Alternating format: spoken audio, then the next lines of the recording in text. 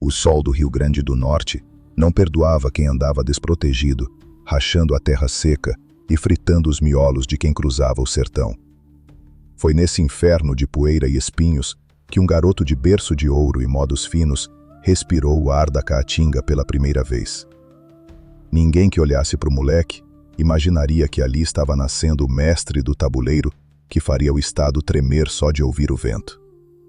Ele não precisou crescer na miséria para entender que o poder de verdade estava no peso do metal frio na cintura. Aquele garoto pálido não viraria apenas mais um. Ele seria o dono da porra toda, o primeiro verdadeiro patrão daquela terra sem lei, desenhando com chumbo a história de um império fantasma. Quando ele decidiu começar a limpar o terreno, o diabo em pessoa sentou para tomar notas. Se você quer descobrir como esse cara virou o maior chefão do submundo brasileiro, antes mesmo da palavra existir, já se inscreve no canal Chefões do Submundo e deixa o nome do próximo patrão que você quer ouvir nos comentários. A poeira vermelha do sertão potiguar engolia qualquer promessa de justiça que ousasse cruzar suas fronteiras. Jesuíno Alves de Melo Calado, que mais tarde seria batizado pelas ruas de terra como Jesuíno Brilhante, não era fruto do desespero. Muito pelo contrário. O moleque nasceu em berço de ouro, rodeado de gado forte, terras a perder de vista e o prestígio que só os coronéis mais pesados da região possuíam. A família Brilhante tinha moral no pedaço. Eram donos do campo, os verdadeiros donos do jogo naquela época. Mas a Caatinga é um bicho traiçoeiro, parceiro. Ela não respeita sobrenome. Enquanto os moleques da idade dele aprendiam a ler os clássicos e a se portar como verdadeiros lordes debaixo do teto fresco das fazendas, do lado de fora, a lei era ditada pela regra do mais forte. E a força, naquele pedaço esquecido de mundo, se media pela quantidade de ferramentas de ferro bem lubrificadas que você tinha para resolver qualquer parada. O diálogo terminava rápido quando um pedaço de aço encontrava a testa do devedor. Jesuíno cresceu nesse paradoxo doentio. O cara andava alinhado. Roupa sob medida, postura de lorde, um vocabulário que deixava qualquer engravatado da capital passando vergonha. Era um cara culto. Estudava, lia sobre impérios, sobre generais, sobre táticas de guerra que a Europa inteira admirava. A parada dele não era sujar a mão à toa. Mas o sangue que corria nas veias daquela família não era água, não. A tranquilidade do moleque era só a fachada de um prédio que, por dentro, já estava todo preparado para a demolição. No sertão daquele tempo, a justiça do governo era uma lenda urbana. Os fardados que deveriam manter a ordem faziam vista grossa para o que rolava por baixo dos panos, sempre com o bolso cheio daquele incentivo financeiro que cala qualquer boca. Quem ditava as regras do tabuleiro eram as famílias tradicionais. E quando duas famílias de peso cruzavam os caminhos de um jeito torto, não tinha tribunal que resolvesse o BO. A audiência era no meio da Caatinga, e a sentença era sempre uma viagem sem volta. Jesuíno observava tudo de camarote. Ele via como os grandões resolviam as pendências.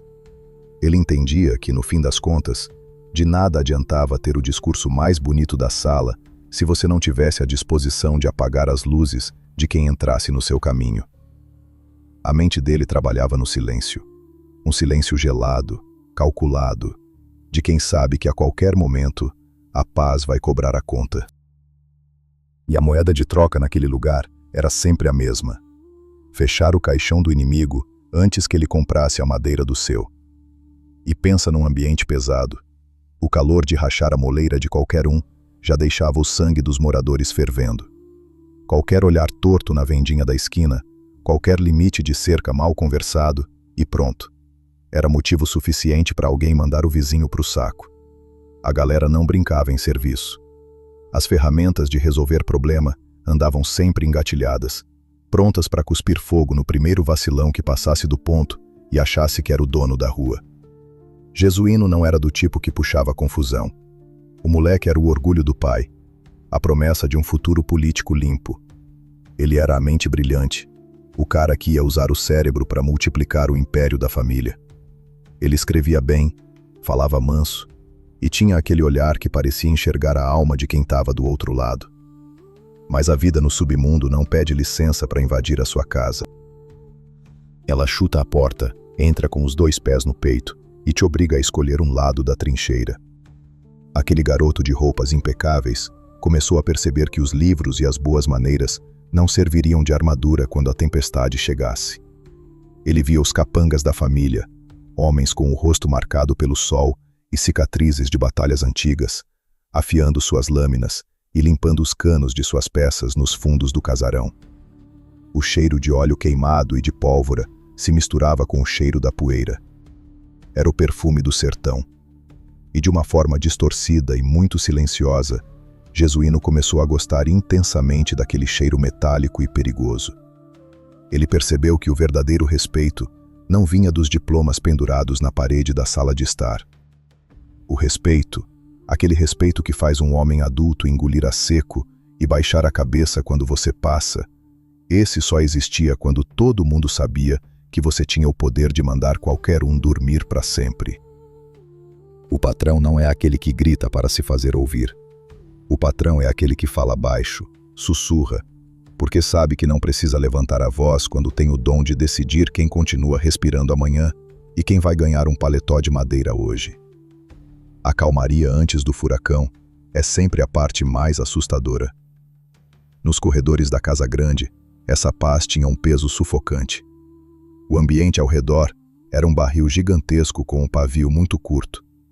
As disputas de terras na região começavam a esquentar, e outras facções rurais olhavam para as terras da família Brilhante com pura cobiça.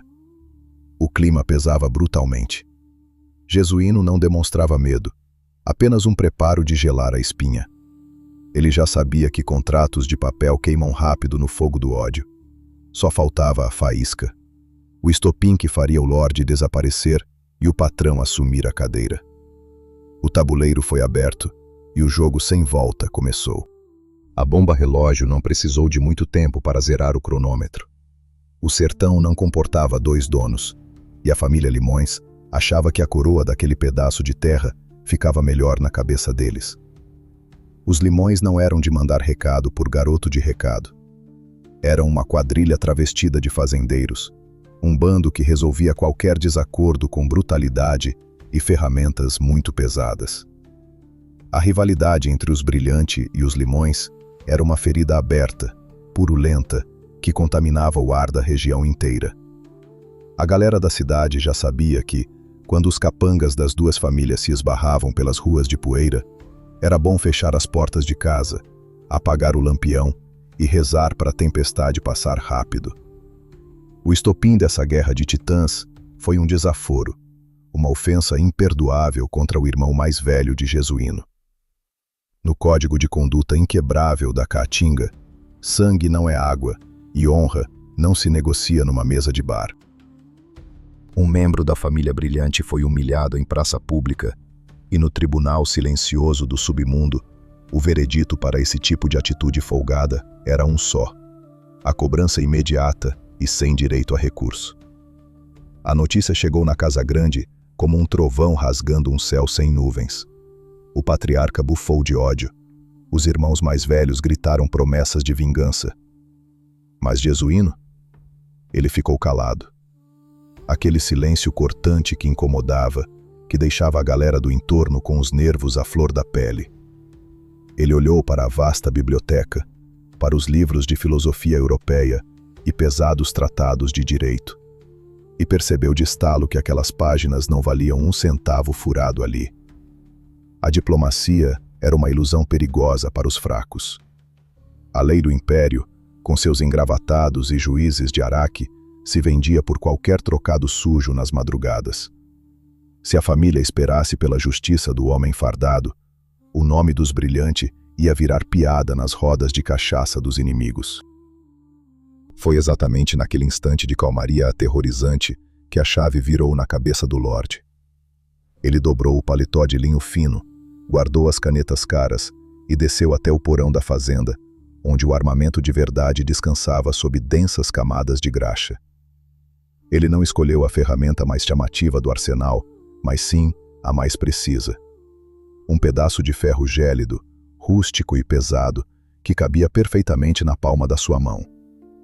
Ele limpou o tambor com calma, sentiu o cheiro forte da pólvora e entendeu de uma vez por todas que o seu verdadeiro diploma seria impresso em chumbo. Jesuíno não era o tipo de chefe que mandava os peões fazerem um trabalho sujo por ele.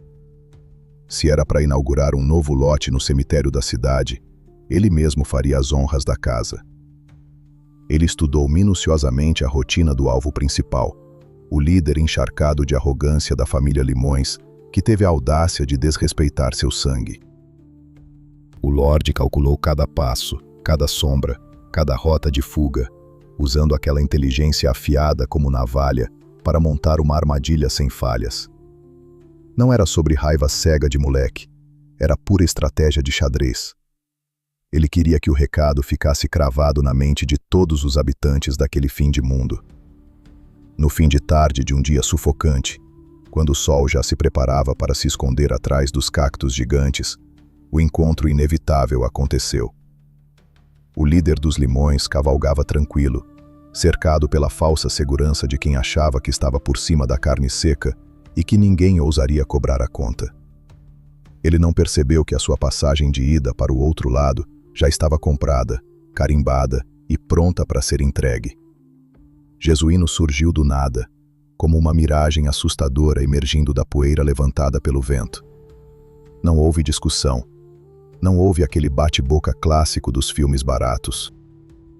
O arrepio subiu a espinha dos capangas inimigos de forma instantânea, quando eles olharam nos olhos daquele garoto engomado e viram apenas um abismo escuro e faminto. O silêncio do sertão foi violentamente rasgado pelo estalo ensurdecedor do metal trabalhando a todo vapor. 1, 2, 3 estrondos secos, rápidos e impiedosos.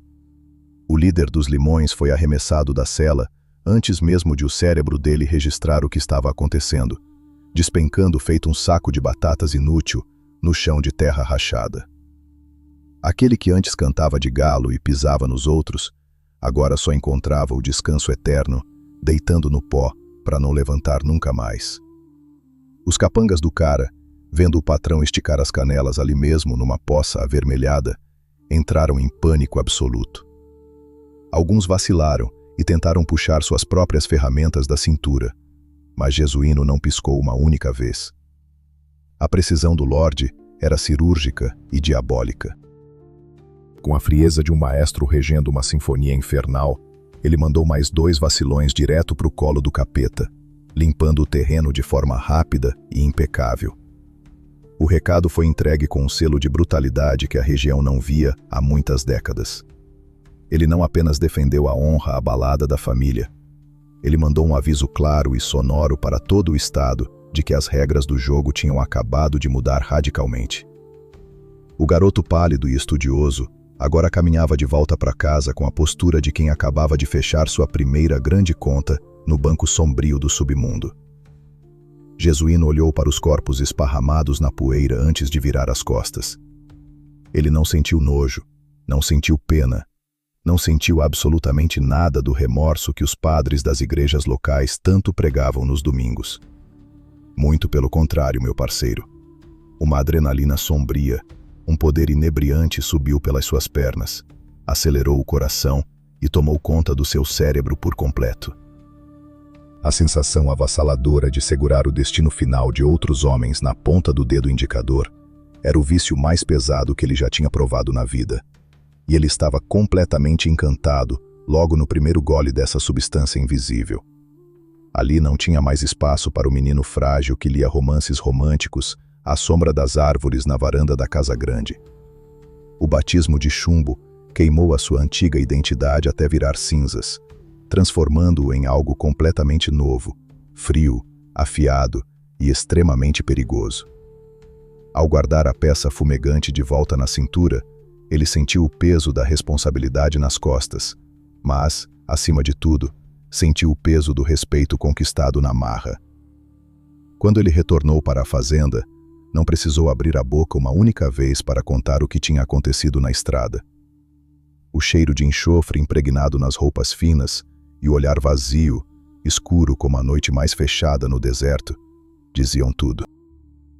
Os peões mais casca-grossa da fazenda abriram espaço imediatamente quando ele passou, abaixando a cabeça num misto de pavor absoluto e reverência silenciosa.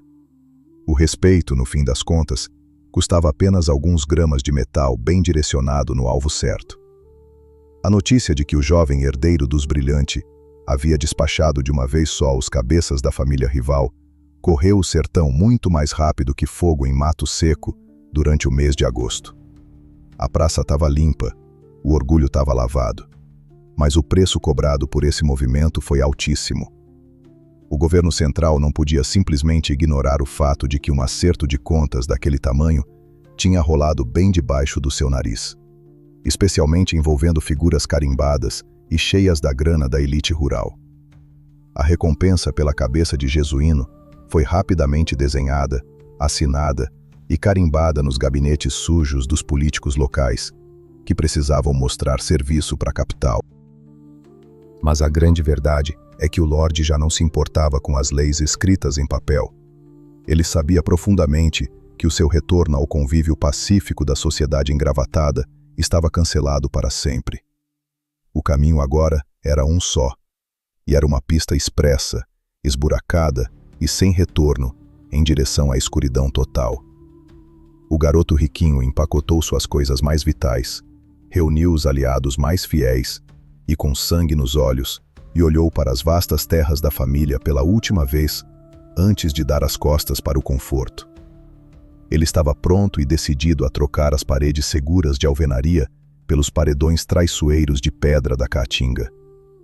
Ele tinha experimentado o gosto inegável do poder supremo e percebeu com clareza que seu verdadeiro trono não estava numa cadeira estofada de couro, mas sim no topo das rochas pontiagudas, de onde ele governaria sem piedade seu império de poeira e pavor.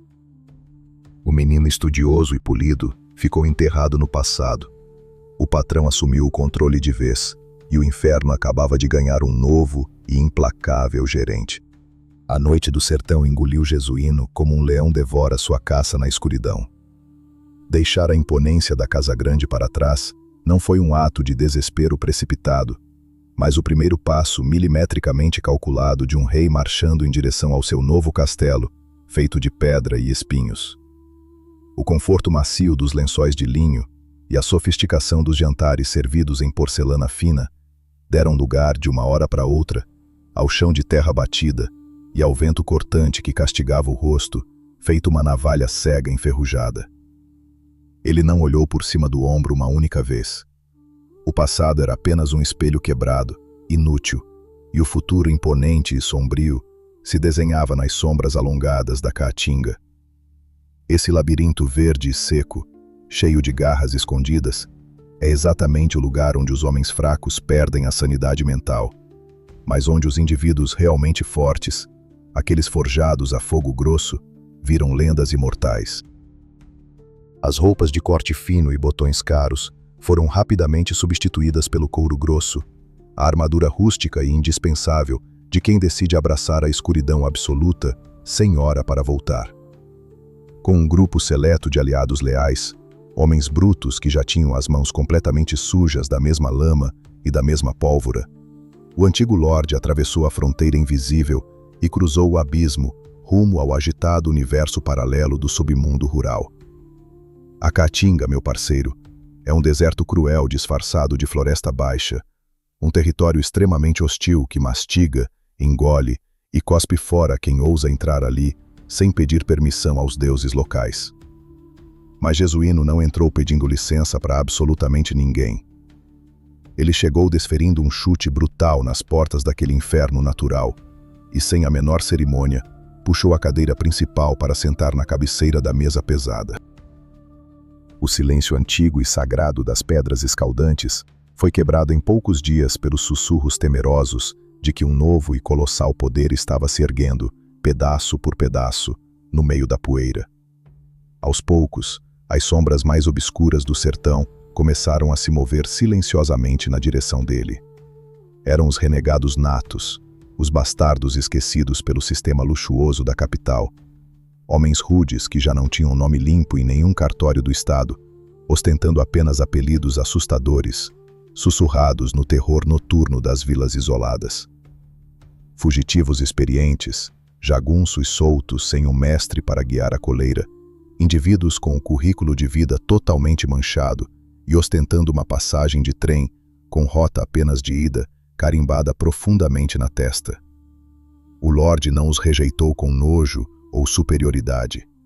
Pelo contrário, ele enxergava naqueles olhos vazios, ressecados pela fome e por uma raiva ancestral, o exército perfeito e inabalável. Era a matéria-prima bruta ideal para construir, desde a raiz, a facção mais sinistra e blindada que o Nordeste brasileiro já tivera o desprazer de cruzar o caminho. Mas ele tinha plena consciência, afiada pelos estudos solitários, de que juntar um bando de lobos solitários e estressados sob a mesma árvore não faz de absolutamente ninguém um patrão de verdade. Para a engrenagem complexa desse motor pesado girar de forma perfeita e sem engasgos trágicos, era preciso forjar uma hierarquia rígida, capaz de congelar a espinha do sujeito mais valente do bando. Jesuíno adaptou e aplicou os ensinamentos táticos brilhantes dos grandes generais europeus, que tanto estudou na vasta biblioteca da sua juventude, aplicando-os diretamente na terra rachada. Ele abominava com todas as forças a ideia de ter arruaceiros fazendo algazarra inútil e chamando a atenção desnecessária dos fardados do governo. Ele não queria bandidos de porta de armazém. Ele queria fantasmas operacionais. Ensinou pacientemente aqueles peões rústicos a andar sobre as folhas secas, sem deixar rastros perceptíveis, a se camuflar como répteis entre os espinhos venenosos dos mandacarus, e a ler perfeitamente as mensagens silenciosas e os sinais imperceptíveis trazidos pelo vento. O treinamento diário era insanamente pesado, psicologicamente cruel e tortuoso, exigindo de cada integrante a perfeição absoluta e milimétrica em todos os movimentos. Quem cometesse a burrice de pisar num galho seco na hora errada da ronda noturna, sentia imediatamente o peso esmagador e o olhar paralisante do líder perfurando o fundo da alma. A rapaziada aprendeu a desmontar, higienizar e montar seus brinquedos de metal de olhos totalmente vendados, no escuro absoluto e úmido das grutas rochosas. As ferramentas de ferro deviam ser abraçadas como extensões vitais do próprio corpo, sempre engatilhadas e prontas para cuspir fogo intenso e cirúrgico na direção certa, sem jamais cometer o luxo de desperdiçar um único grama precioso de pólvora no vazio. A disciplina de aço implementada por Jesuíno funcionava como um chicote invisível, estalando ininterruptamente e ditando o ritmo na mente fadigada dos seus comandados. A facção do sertão possuía um estatuto muito claro e irredutível, não impresso em nenhum documento de papel burocrático, mas gravado a ferro em brasa viva na alma e na pele de cada soldado raso. A primeira regra era inquebrável, um verdadeiro dogma sagrado. Respeito cego, devoto e inquestionável às ordens curtas do patrão. A segunda regra era a garantia básica de longevidade na equipe. O silêncio é ouro puro, e quem decide abrir o bico na mesa de um bar sujo perde a própria língua junto com o direito inalienável de respirar o oxigênio da rua. O código de conduta imposto era absurdamente draconiano. Qualquer sinal minúsculo de insubordinação, por menor que fosse o murmúrio na calada da noite, ou o mais leve cheiro de traição empesteando o ar pesado do acampamento clandestino, resultavam invariavelmente numa cobrança rápida, cirúrgica e definitiva. Não existia o menor espaço para advertência amigável ou conselhos carinhosos. O vacilão de plantão recebia ali mesmo, sem direito a recurso, advogado ou choro, uma viagem VIP, expressa e confortável para o andar de baixo. Era um encontro sombrio, pontual e agendado com o chão escuro, o único lugar desse mundo onde o sono oferecido de fato é eterno e ininterrupto. O bando pesou as consequências e entendeu a profundidade da mensagem com clareza cristalina. O medo interno e sufocante de contrariar as diretrizes do chefe era de longe, esmagadoramente mais forte do que o pavor externo de encarar as tropas bem equipadas do governo em qualquer campo de batalha aberto. Todo esse rigor militar extremo, operando nas sombras, transformou a gangue solta e desorganizada numa engrenagem contínua e implacável de gerar terror administrado. Em curtíssimo espaço de tempo, a firma já operava no mesmo nível astronômico de eficiência de um relógio importado caríssimo, banhado a óleo queimado. Jesuíno espalhou seus olheiros astutos e disfarçados por cada vilarejo que o mapa havia esquecido no tempo, fincando raízes invisíveis em todas as encruzilhadas estratégicas que cortavam as rotas comerciais. Absolutamente nenhuma mercadoria e nenhum comboio fardado se movia naqueles limites territoriais sem que a informação mastigada chegasse aos ouvidos do Lorde antes mesmo de o sol baixar. A firma de proteção e cobrança sabia exatamente onde as patrulhas exaustas iriam armar suas redes de descanso, horas antes de os próprios comandantes cheios de medalhas escolherem a árvore ideal.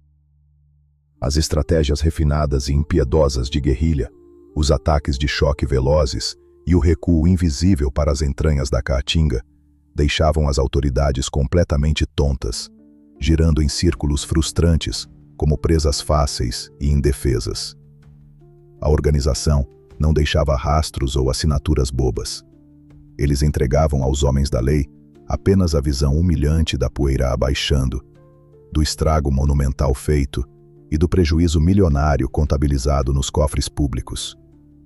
O nome do patrão engoliu sua própria pessoa, ultrapassou as barreiras físicas do homem comum de carne e osso e virou o fantasma supremo que passou a ditar o ritmo frenético dos batimentos cardíacos do submundo inteiro. O palco gigante de operações estava impecavelmente montado. A fundação erguida com poeira, suor e chumbo derretido do primeiríssimo império sólido das sombras nordestinas não podia mais ser abalada pelas leis frágeis dos engravatados, que agora suavam frio escondidos em seus gabinetes inúteis e burocráticos na capital. A organização estava blindada, aterrorizante e cobrando uma taxa caríssima pela aparente paz da elite rural, que tremia de pavor ao ver a fatura chegar no meio da madrugada. Mas o destino implacável daquela região, que sempre age de forma silenciosa, reservava um teste de sobrevivência ainda colossal para coroar a glória obscura dessa obra. No horizonte esturricado e alaranjado, as nuvens de chuva promissoras desapareceram por completo. A natureza irritada preparava no silêncio uma tragédia climática de proporções bíblicas, um cenário infernal de asfixia, poeira e seca torturante que serviria perfeitamente como o degrau definitivo para transformar o Lorde Intocável no falso salvador mais perigoso que a Terra já abraçou. O ano era 1877. A torneira do céu secou de vez, e o capeta decidiu acampar em caráter definitivo no Nordeste brasileiro. A grande seca engoliu o verde, esturricou as nascentes e transformou o chão do sertão num tapete infinito de cinzas e carcaças secas. O sol não apenas iluminava a paisagem, ele espancava a terra sem dó.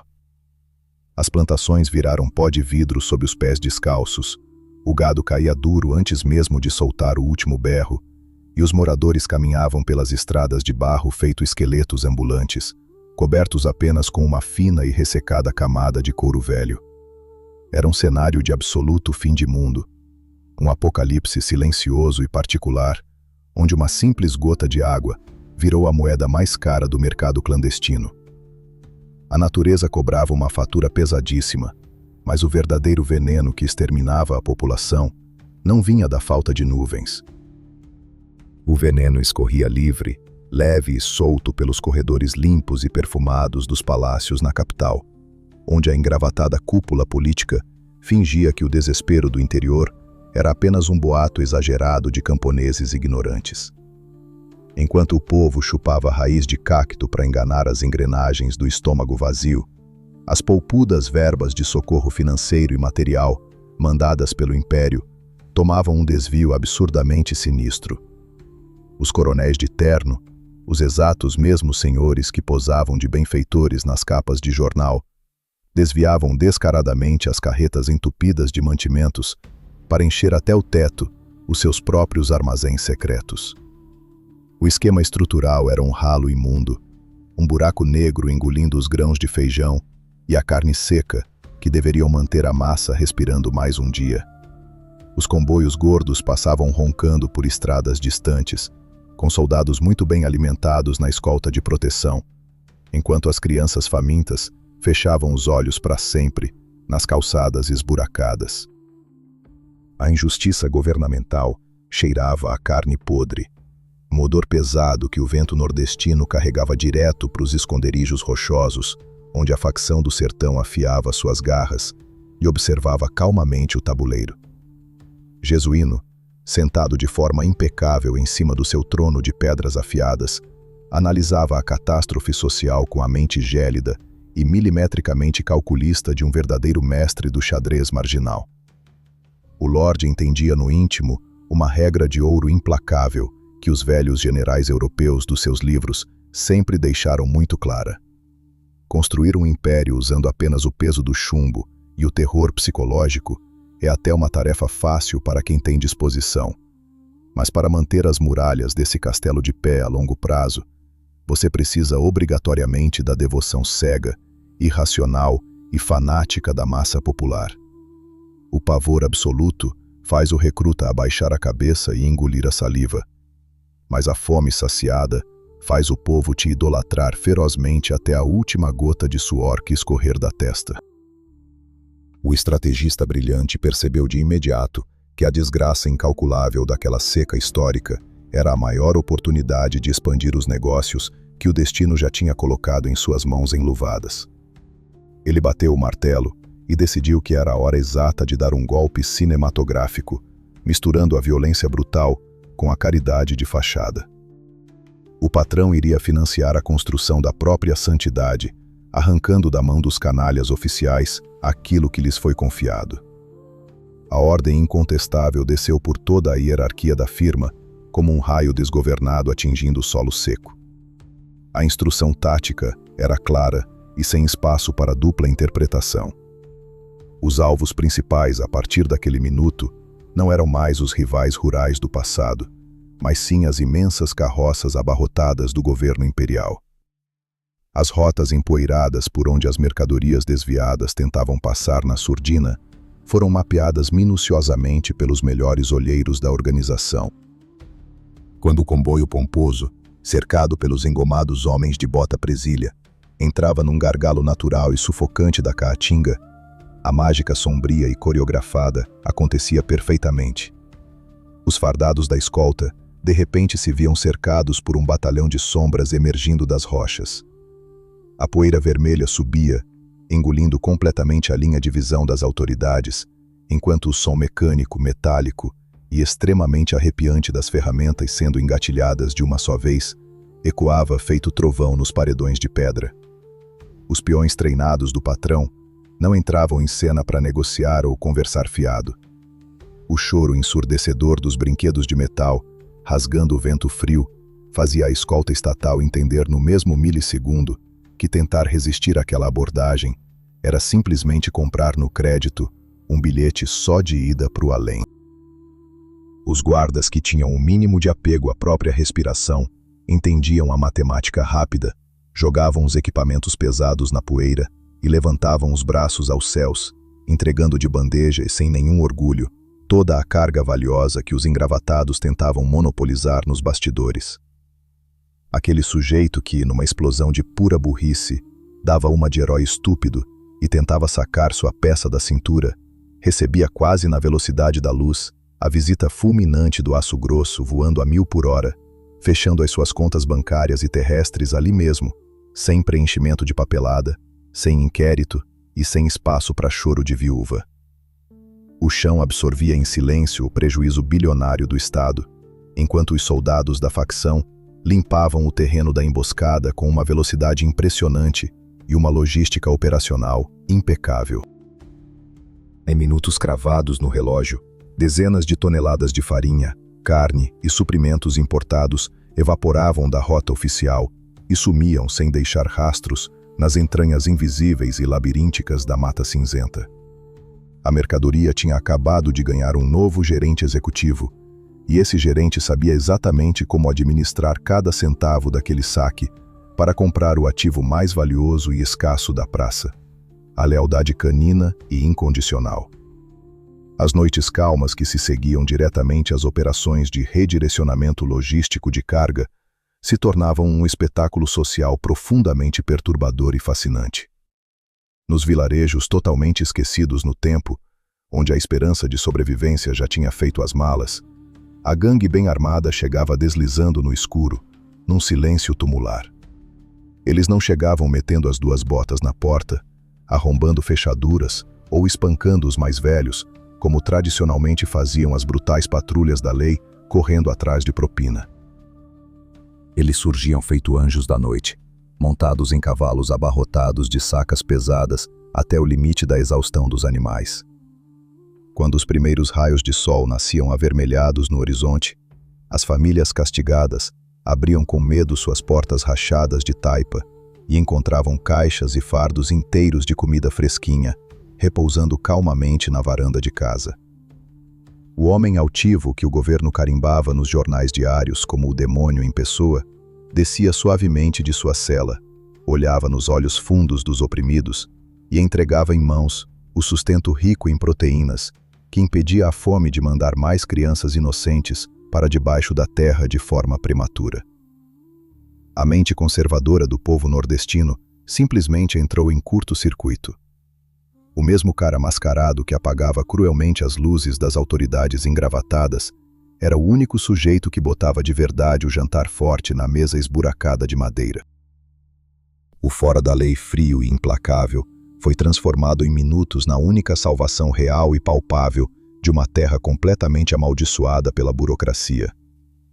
Para aquelas milhares de pessoas de pele profundamente rachada e olhar cansado, pouco importava se a rapadura distribuída tinha um sutil cheiro de pólvora queimada ou se o saco de arroz estufado tinha sido conquistado na base da mais pura brutalidade tática.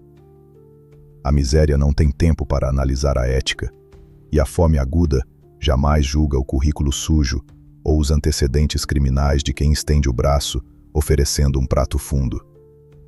A imagem e a figura de Jesuíno transcenderam a matéria e cresceram a proporções quase messiânicas em cada canto da província. Ele foi solenemente coroado pelas vozes das ruas de terra rachada como o grandioso pai dos desvalidos, uma espécie mística de santo padroeiro dos invisíveis.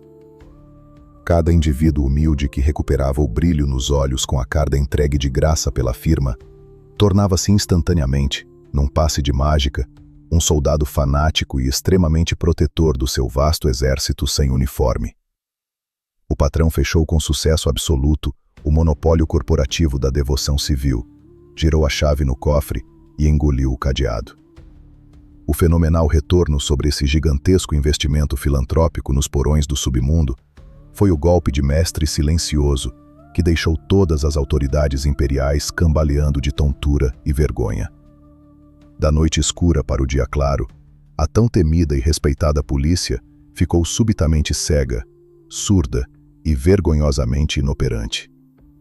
O Lorde transformou todo o ecossistema do sertão numa impenetrável fortaleza de espelhos, onde a visão periférica e os ouvidos atentos de cada simples civil trabalhavam de forma voluntária e incessante para proteger o imenso manto invisível do seu grande líder. A rede criptografada de informações orgânicas recém-criada provou ser infinitamente superior aos serviços de inteligência da coroa. As companhias de Bota Presília marchavam cansadas para dentro de uma pequena vila com o intuito de caçar os rastros da gangue e colidiam com a cara direto num frustrante paredão de mudez coletiva. Encaravam dezenas de rostos vazios que dominavam a arte de fingir demência, enquanto soltavam pistas propositalmente desconexas e falsas, apenas para direcionar a patrulha iludida direto para o fundo de uma armadilha perfeita no cânion. O vaqueiro solitário, a rendeira na janela, o bêbado enchendo a cara no boteco. Absolutamente todos se tornaram orgulhosos guardiões e cães de guarda do patrão intocável. As divisões de elite, enviadas às pressas pela capital, não passavam de cães inúteis correndo atrás da própria cauda na tempestade de areia. Gastavam as solas reforçadas dos sapatos caros, derretiam lentamente debaixo do calor abrasador, suavam até eliminar a última gota de hidratação corporal, apenas para chegar com atraso aos acampamentos estratégicos e encontrar apenas o carvão morno nas fogueiras, sem localizar sequer uma única alma perdida para algemar e justificar a viagem perante os seus superiores. A favela rural camuflada cobria o seu rei de chumbo com um manto de invisibilidade que o dinheiro do império não conseguia furar. Enquanto a máquina do Estado queimava milhares de réis e os neurônios dos generais, tentando organizar cercos monumentais e vergonhosamente frustrados, Jesuíno cavalgava na maior tranquilidade e sem pressa pelas feiras coloridas das cidades em plena luz do meio-dia. Absolutamente nenhum habitante se atrevia a correr para avisar as tropas escondidas nas delegacias. Nenhum sertanejo aceitaria os pesados sacos de moedas para atrair o homem responsável por encher a panela vazia da sua humilde família. O Lorde Calculista, agora o foragido mais valioso daquele século, havia hackeado perfeitamente todas as engrenagens centrais do sistema opressor. O menino de modos finos e estudos importados havia dominado todo o espaço útil do tabuleiro ensanguentado. A partir daquele ponto de não retorno, ele era quem distribuía a justiça, ele era o fornecedor vitalício. Mas, acima de tudo isso, ele era a única lei pesada e imutável que a população inteira do sertão decidiu abraçar, aceitar e reverenciar de joelhos. O orgulho dos engravatados da capital estava ferido de um jeito que dinheiro nenhum no mundo conseguia curar. A humilhação grotesca de perder toneladas de suprimentos vitais para um bando do submundo fez a cúpula do império bater o pé pesado na mesa de mogno e exigir, aos berros, que o disjuntor de Jesuíno fosse desligado em caráter definitivo e urgente. Eles não mandaram a patrulha comum que ficava na esquina assustando o bêbado. Mandaram a verdadeira elite repressora. Os cabeças da famosa bota presília, homens condecorados e com a ficha suja de sangue, desceram para o sertão, achando que iam limpar a praça em uma semaninha de trabalho fácil e voltar para a cidade com um problema perfeitamente resolvido. A expedição carregava o melhor maquinário que o dinheiro público podia bancar. Um arsenal pesado, desenhado especificamente para apagar as luzes de quem ousasse peitar a autoridade da coroa. Mas a arrogância é um veneno que cega as melhores tropas. Eles achavam que o alvo principal era só mais um jagunço arruaceiro que ia tremer na base ao ver o volume escuro das ferramentas na cintura. Mal sabiam que estavam comprando, com muita vontade, um bilhete VIP para uma viagem esburacada e totalmente sem volta. A Caatinga, meu parceiro, não é um ringue de boxe justo com regras e juiz. Ela é um moedor de carne natural que não respeita patente no ombro de ninguém. Logo nos primeiros dias da longa marcha, a bota presília sentiu o peso do inferno rachando na própria pele. O sol implacável fritava os miolos debaixo do chapéu, e cada simples gota de água barrenta valia de fato mais que um punhado de ouro puro. Enquanto os soldados suavam frio, alucinavam de sede e tropeçavam em espinhos extremamente envenenados, a facção do sertão acompanhava o desfile patético bem de longe, confortavelmente sentada nas sombras de pedra, rindo em silêncio absoluto. Jesuíno não precisava gastar um único grama precioso de pólvora logo de cara. Ele deixava a própria natureza amolecer a carne da tropa oficial antes de servir de vez o prato principal da humilhação. O terror psicológico denso e abafado era a primeira marcha engatada desse motor V8 envenenado. Os fardados sentiam os olhares pesados vindo do alto das pedras afiadas, escutavam passos invisíveis no escuro da madrugada, mas quando viravam suas peças apavorados, prontos para cuspir fogo no escuro, só encontravam o vento quente e seco, zombando escancaradamente da cara deles. O xadrez letal de Jesuíno operava numa frequência mental que a Academia Militar dos Engravatados simplesmente desconhecia por completo. Ele inventou, na prática e na poeira, a arte magistral de desaparecer ao meio-dia e bater forte na espinha do inimigo no meio da noite. A estratégia tática central da firma era a exaustão total e absoluta.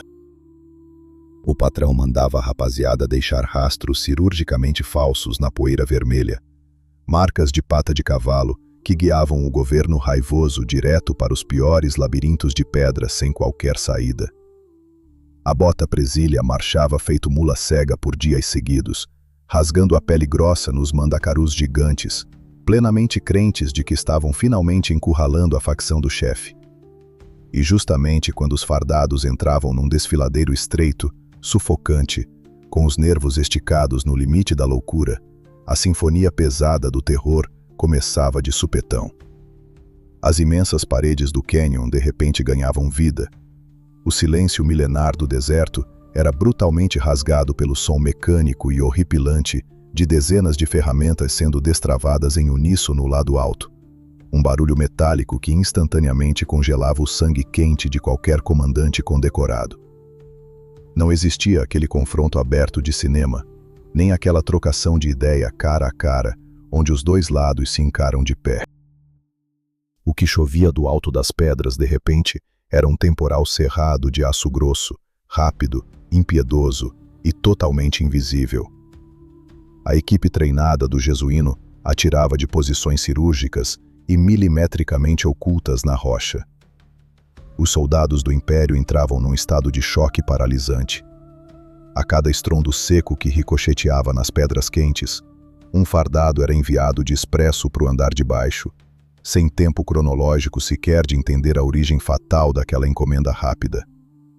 O chumbo maciço voava cantando grosso, carimbando em atacado o passaporte da tropa inteira para o além. A eficiência industrial da firma era um autêntico pesadelo logístico para as autoridades da capital. Eles não realizavam recuos tradicionais. Eles simplesmente evaporavam no ar rarefeito logo após entregar o recado definitivo com perfeição. O comandante, em pânico total, berrava ordens inúteis ao vento, enquanto assistia de camarote aos seus melhores homens ganharem generosas passagens para o sono eterno, deitando o corpo pesado na poeira vermelha para não levantar nunca mais. O gigantesco império ali virava só papel picado no lixo. Para estragar ainda mais a mente perturbada e piorar a paranoia da expedição, o Lorde começou a espalhar presentes, psicológicos e físicos, com uma genialidade verdadeiramente doentia pelas trilhas.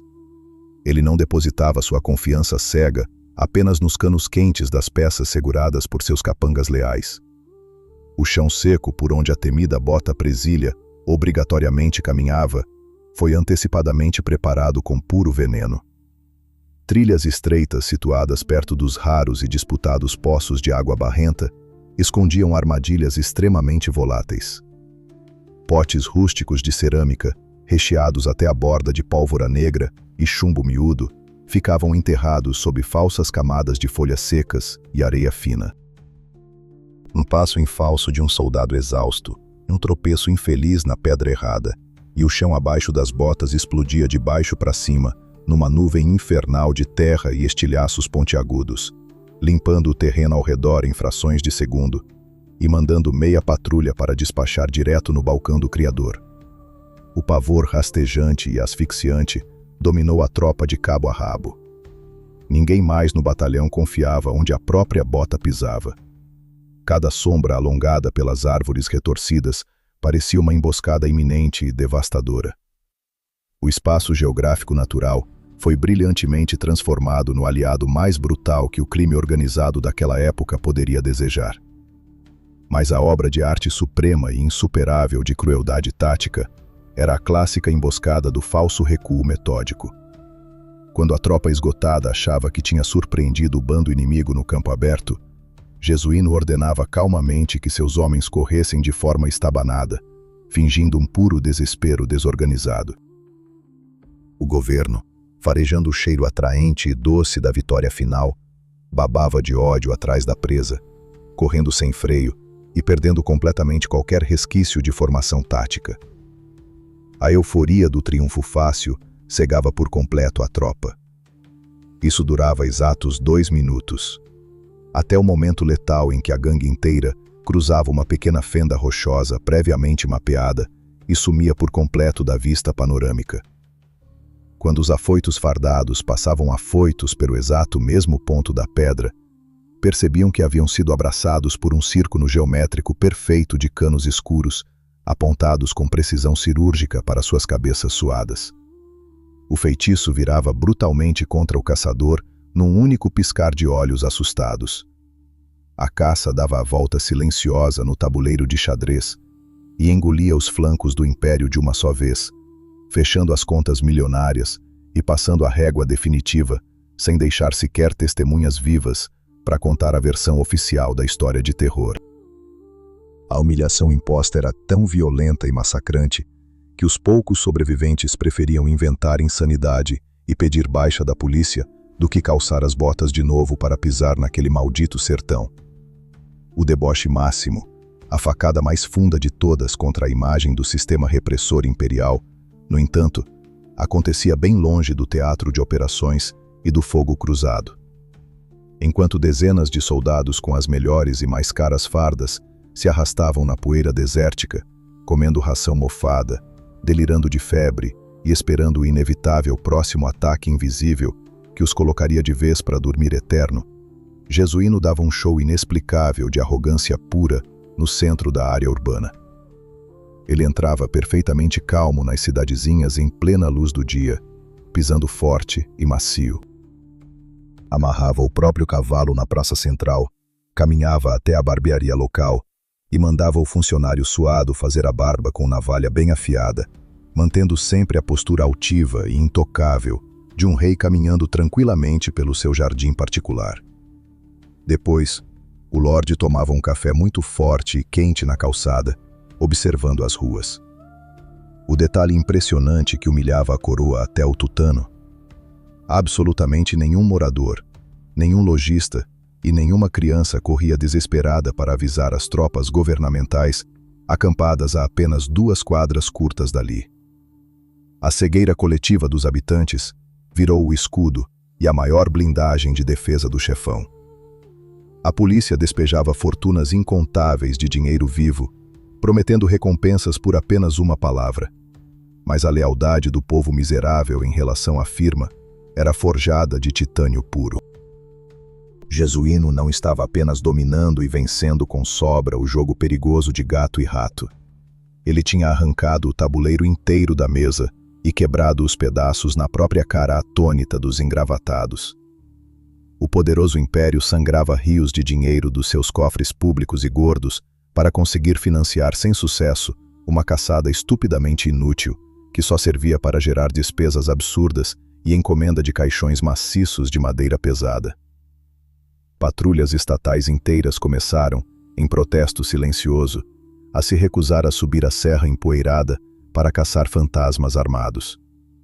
O nome pesado daquele antigo lorde de modos polidos agora pesava mais do que uma tonelada de chumbo na garganta apertada das autoridades centrais, que suavam nos seus gabinetes frescos no Rio de Janeiro. Ele havia escalado todos os degraus concebíveis do submundo e se tornado uma força imbatível e inalcançável. A coroa imperial percebeu a duras penas, com um gosto extremamente amargo e fétido rasgando a boca, que combater aquele gênio estrategista do mal, usando a força bruta policial, era exatamente o mesmo que tentar apagar fogueira gigantesca, cuspindo litros de gasolina. Para derrubar a espessa muralha de silêncio daquele império perfeitamente cravado no sertão ardente, os fardados limpos teriam obrigatoriamente que sujar as unhas e as mãos, no nível moral mais baixo e nojento do esgoto. O plano tático físico foi um fracasso vexatório e retumbante. Então a última e desesperada saída de emergência do sistema corrompido seria mudar o alvo completamente. Mirar diretamente e sem dó na mente paranoica do patrão, buscando incansavelmente aquela rachadura mental invisível, aproveitando de vez o peso esmagador da desconfiança isolada e sentindo o cheiro inevitável da traição rasteira, vinda justamente das poucas pessoas que tinham a permissão de dormir ao lado dele, debaixo do céu estrelado. Estar no topo absoluto da cadeia alimentar do submundo é um veneno denso e extremamente amargo que o sujeito bebe no gargalo, em doses cavalares e diárias, crente de que está degustando o melhor vinho importado e envelhecido da Europa. Durante a luz agressiva do dia, o antigo lorde de modos finos e vocabulário impecável era a própria encarnação da fortaleza de pedra impenetrável. Ele caminhava solto pela poeira vermelha com o peito estufado, ditava as regras do xadrez com a espinha reta e resolvia qualquer desacordo financeiro ou moral com uma frieza de congelar o sangue nas veias de qualquer valentão. Mas quando o sol despencava no horizonte alaranjado e a escuridão espessa engolia os paredões cortantes da caatinga, o peso astronômico daquela coroa invisível começava a esmagar silenciosamente a caixa craniana do chefão intocável. A pesada conta mental de quem vive exclusivamente da arte de apagar as luzes alheias chega rasgando a fatura na calada da noite. E o pedágio fixo cobrado por esse estilo de vida é a sua própria sanidade. Dormir as sonhadas 8 horas seguidas num colchão macio, isso virou um luxo milionário, uma lenda urbana do seu passado na casa grande.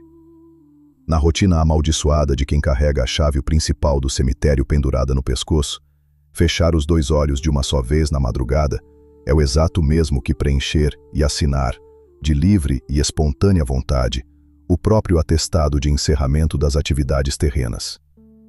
O descanso profundo e relaxante é um privilégio concedido única e exclusivamente para quem não deve favor para o além. O patrão não relaxava o esqueleto 1 minuto sequer. Ele vivia mergulhado num estado de vigília doentia e ininterrupta, uma paranoia altamente corrosiva que mastigava o cérebro dele de dentro para fora, sem dó nem piedade. Cada mísero estalo de galho pisado no escuro úmido da mata, cada pio de coruja que soava levemente fora do ritmo natural, ou até mesmo o farfalhar do vento morno levantando a poeira na entrada da gruta, faziam a mão direita dele deslizar de forma automática, direto para o cabo emborrachado da sua ferramenta gelada. A sombra na parede torta da caverna já não era vista apenas como a projeção inofensiva do fogo baixo. Na cabeça dele, era um fantasma camuflado agendando a cobrança final do seu pescoço. A vida de quem escolhe de peito aberto assumir a gerência violenta do submundo é um doloroso confinamento solitário, vivido bem no meio de uma barulhenta multidão. Você fica cercado por dezenas de capangas extremamente bem equipados, homens rudes que juram lealdade incondicional, que botam a mão no fogo pela firma e beijam o chão sujo que você pisa. Mas o seu cérebro não desliga. A voz fantasmagórica sussurrando no pé do ouvido dele era afiada feito navalha e repetia: qual desses sujeitos tão fiéis vai ser o primeiro da fila a te vender sorrindo para o governo e te colocar para dormir eterno em troca de uma mala forrada de dinheiro vivo? O medo real de tomar uma rasteira e trocar metal com os engravatados não existia. O que derretia os neurônios de Jesuíno era o cheiro azedo e silencioso da traição rastejando feito cobra peçonhenta bem debaixo da sua lona de dormir. Porém, meu parceiro, a verdade incontestável é que até o aço mais bruto, frio e temperado na fornalha do capeta abriga um ponto absurdamente vulnerável na sua complexa estrutura. No meio de todo esse deserto esturricado de pura desconfiança e ferramentas apontadas para o nada, existia uma única âncora invisível que mantinha o Lorde firmemente amarrado ao chão deste mundo. Maria Carolina. O nome sussurrado na escuridão, feito uma prece desesperada. Ela definitivamente não era uma integrante ativa das operações táticas noturnas. Não tinha ideia de como se descarregava um tambor de chumbo e muito menos andava maquinada pelos becos. Mas Maria Carolina era, sem a mais remota sombra de dúvida, a dona exclusiva do único cofre blindado que realmente importava naquela jogada perigosa, o coração trancado do chefão mais temido do estado. Ela era o maior e mais gritante ponto cego de toda a armadura de ferro do patrão. O olhar sereno e perfurante daquela mulher conseguia desarmar por completo o sujeito mais letal da região em questão de curtíssimos milissegundos. Quando ele cruzava as fronteiras ocultas do esconderijo para se encontrar com ela sob o teto improvisado e longe dos olhares da sua tropa, a pesada capa do terror, ficava abandonada no chão da entrada. Perto dela, a respiração sempre ofegante dele voltava ao ritmo compassado. A paranoia doentia dava uma trégua divina de algumas horas, e aquelas mãos grossas, que durante a claridade do dia assinavam sem piscar os passaportes diretos para o buraco fundo, passavam a madrugada inteira alisando o cabelo negro da moça com uma delicadeza inexplicável e quase poética. Maria Carolina sabia perfeitamente quem ele era. Sabia de cor qual era o currículo pesado do parceiro e a grossura da tinta suja que ele despejava pelas estradas para assinar a sua controversa trajetória. Ela respirava todos os dias aquele cheiro forte de pólvora queimada, misturado ao suor e à poeira vermelha, que não desgrudava por nada do colete de couro dele. Mas ainda assim, escolheu dividir voluntariamente o abismo escuro, caminhando de mãos dadas com o anjo da escuridão. Acontece que, no complexo e implacável tabuleiro do submundo brasileiro, possuir um amor imenso e verdadeiro não é um enredo bonito de romance com trilha sonora. É o equivalente preciso a desenhar um alvo enorme com tinta brilhante, bem no centro das suas próprias costas. Jesuíno percebia de forma clara e com um pavor indescritível que se as autoridades impiedosas ou as antigas famílias rivais descobrissem a existência dessa fraqueza vital que andava sobre duas pernas, o império sangrento inteiro desmoronaria como um patético castelo de cartas rasgadas. O cara que não engolia a seco encarando baterias completas de soldados da bota presilha começava a suar frio só de imaginar uma mão inimiga tocando com maldade um único fio de cabelo da sua rainha. Essa paixão visceral e secreta virou instantaneamente o combustível potente e, ao mesmo tempo, a carga de dinamite no estado psicológico do Lorde. Para blindar sua fraqueza, ele ampliou de forma absurda e paranoica o raio de vigilância da firma, espalhou sentinelas extras aos montes pelas encostas e alterava aleatoriamente as rotas de fuga todos os dias, levando os níveis de estresse e a exaustão mental dos seus comandados ao vermelho extremo.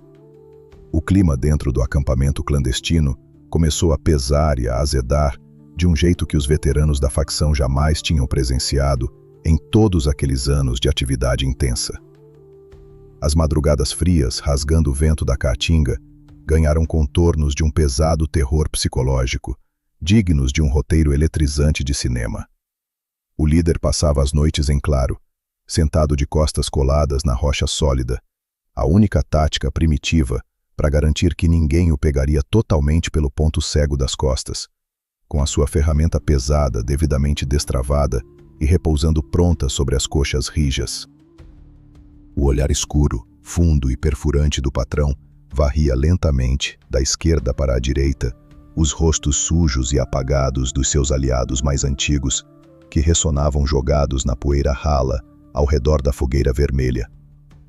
A mente brilhante e estrategista do chefe agora operava num curto-circuito terrível, analisando os microdetalhes do comportamento da sua própria matilha. Ele dissecava cada atitude. Aquele ali desviou o olhar ontem na hora que eu dividi a grana do último ataque ao comboio. Por qual motivo? Aquele novato fez muitas perguntas sobre a rota de amanhã. Ele está desenhando secretamente a minha viagem sem volta? O monstro silencioso e mastigador da desconfiança rastejava invisível pelo chão de pedra, devorando as amarras fundamentais da irmandade que mantinha o bando de pé. Lá na capital ensolarada, os engravatados do governo podiam até ser péssimos na arte bruta e rudimentar de sobreviver numa emboscada rústica na mata fechada. Mas eles compreendiam de forma genial as falhas estruturais, os pontos de ruptura e a imundície rasteira que domina a natureza humana. Os chefões da polícia perceberam a duras penas que o chumbo grosso voando às cegas pelos desfiladeiros nunca seria capaz de apagar as luzes da principal figura do sertão. Então, eles jogaram a tática militar tradicional na lata do lixo e apelaram para o jogo psicológico mais sujo que o dinheiro público conseguia patrocinar. O Império suspendeu o envio excessivo de munição bruta e começou a injetar malotes abarrotados de moedas pesadas nos vilarejos estratégicos. A tática genial agora era semear discretamente a tentação financeira pelas beiradas do território restrito. A promessa oficial era direta, muito doce e fatal. Quem entregasse no ouvido das autoridades o endereço certeiro de onde o patrão dormia e, de quebra, facilitasse o fechamento das contas de forma suave, ganharia perdão eterno, apagaria a ficha suja dos cartórios e levaria grana suficiente para esquecer a caatinga e viver feito rei de frente para o mar, tomando água fresca na sombra. O veneno sutil e dourado começou a escorrer implacável pelas rachaduras daquele silêncio nordestino que antes era uma muralha de aço impenetrável. O líder, dotado de um faro instintivo e altamente calibrado para sentir o fluxo da podridão no ar, não tardou um dia sequer para identificar aquele cheiro ácido e repulsivo empesteando o vento seco que descia a serra. Era um aroma letal e amargo de gente virando a casaca. Ele notou claramente que as informações confidenciais que recebiam da rede de moradores da cidade grande passaram a chegar até o topo do morro com minutos atrasados. Os olheiros plantados nos becos já não demonstravam o mesmo entusiasmo cego, e as abordagens desesperadas da força policial nas estradas de barro passaram a ocorrer de forma muito mais coordenada e absurdamente próxima da base secreta da facção. No silêncio ensurdecedor da sua mente, fritando pelas paranoias madrugadas afora, o ex-lorde de terno e gravata conseguia escutar nítido o ruído constante, rítmico e extremamente assombroso de um martelo trabalhando. Ele compreendeu profundamente que a tampa escura do seu próprio caixote de madeira crua estava sendo pregada devagar. E o mais aterrorizante era saber que quem empunhava o martelo era justamente alguém que, há poucas semanas, jurava proteger o seu império a qualquer custo. O ar rarefeito das pedras ficou pesado de vez. As paredes espremeram as costelas da liderança. O lorde, de modos outrora calmos, engatilhou a peça. A ordem abafada, transmitida apenas pelo seu olhar sombrio de gelar a espinha, era monstruosa e sem retorno. Era chegada a exata e tensa hora de executar uma purificação pesada e impiedosa debaixo do próprio teto, passando o pano de chão molhado para limpar a praça de suspeitos, antes que os ratos infiltrados e covardes pudessem apagar o seu sol de forma definitiva. O ano de 1879 rasgou o calendário do sertão, trazendo um vento anormalmente gelado e um gosto amargo de ferrugem velha na boca de todo o submundo. A máquina engravatada da capital, depois de queimar verdadeiras fortunas dos cofres públicos sem o menor resultado prático, finalmente entendeu que não dava para apagar um incêndio florestal apenas jogando baldinhos de chumbo grosso e fardas engomadas na direção do problema. Eles decidiram mudar o tabuleiro de uma vez por todas. Optaram por atacar aquele ponto cego milenar, o calcanhar de Aquiles invisível que derruba qualquer organização desde que o mundo gira. A maldita ganância do homem frustrado. A coroa imperial substituiu os pesados batalhões fardados por malas abarrotadas de dinheiro vivo, abrindo o cofre do Estado de par em par para bancar e patrocinar a traição mais bem paga da história nordestina. O cheiro inebriante das notas novas, misturado à promessa sedutora de perdão oficial em todos os cartórios e passagens carimbadas para uma vida de luxo de frente para o mar na capital, começou a corroer o pilar mestre da facção do sertão, de forma absurdamente rápida e invisível. O imbatível império de pedra do patrão não estava sendo derrubado por cercos táticos de mestre ou emboscadas geniais no desfiladeiro. Estava simplesmente derretendo lentamente na panela de pressão, corroído por dentro pelo ácido asqueroso da cobiça.